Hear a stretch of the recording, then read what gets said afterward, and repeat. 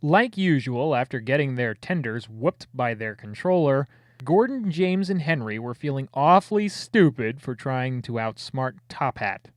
Some really useful engines they've been as of late.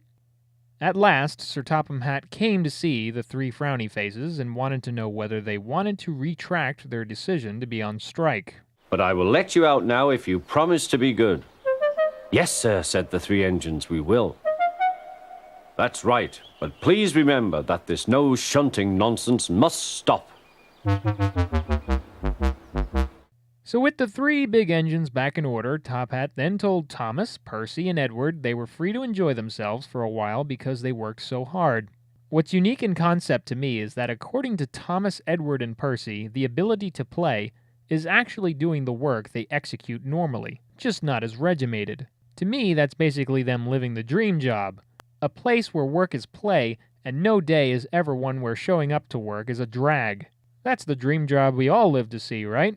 For example, Edward had fun taking empty trucks to the quarry, while Thomas was eager to go take Annie and Clarabelle for a spin. Percy was also having fun shunting the lame, troublesome trucks who don't feel like going anywhere. "Stop, stop, stop," screamed the trucks as they were pushed into their proper sidings. But the two engines laughed and went on shunting till the trucks were tidily arranged.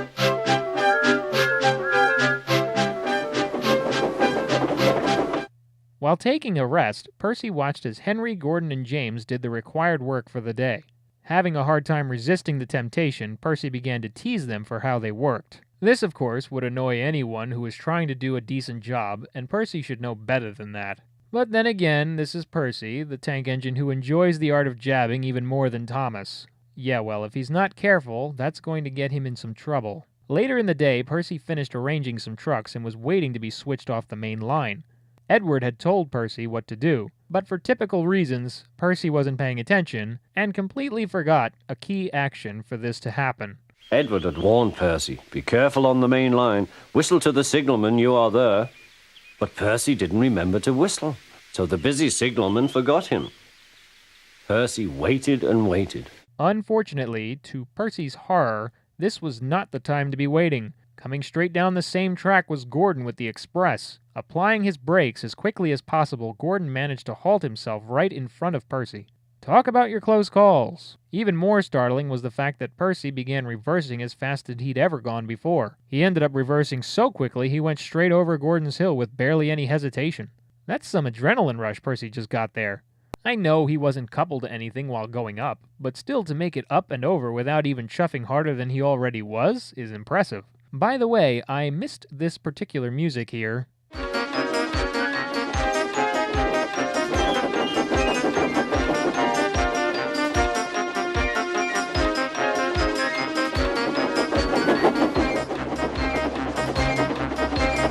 This has been played before in episodes like Thomas and the Breakdown Train with James's accident.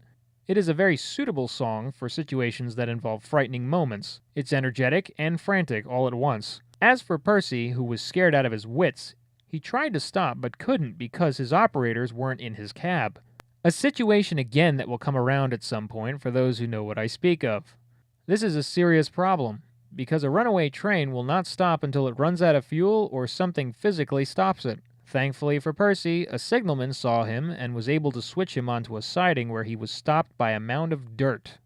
"I want to stop. I want to stop. I have stopped," he puffed thankfully.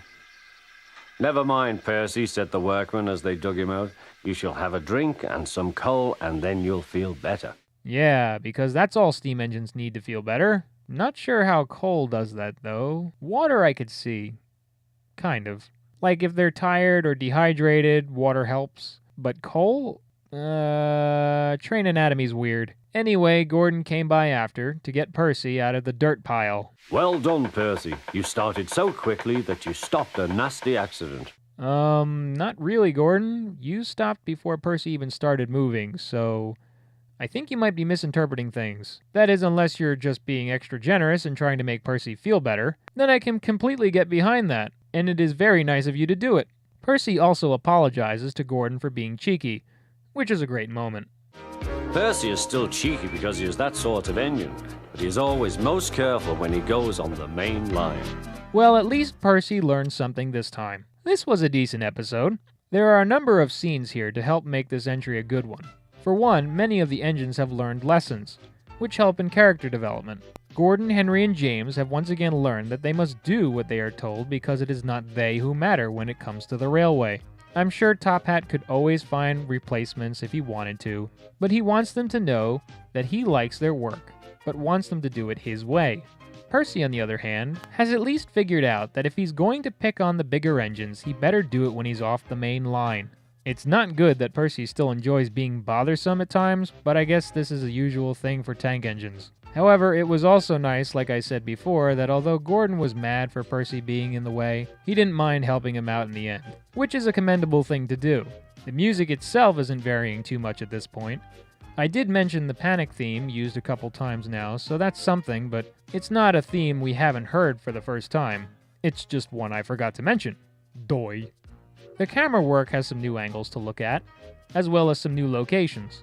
There's a few different positions the camera hangs out in, like Knapford Station and various sidings. For places, we finally see what Lower Suttery and Wellsworth Station look like. As far as I know, we haven't seen these stops at all yet, until now. Oh, and how can we forget, as Percy dashes away, we get another marvelous shot of Gordon's hill view. Can't stop admiring view! That's all I got here. Next episode is Coal. Thanks for watching.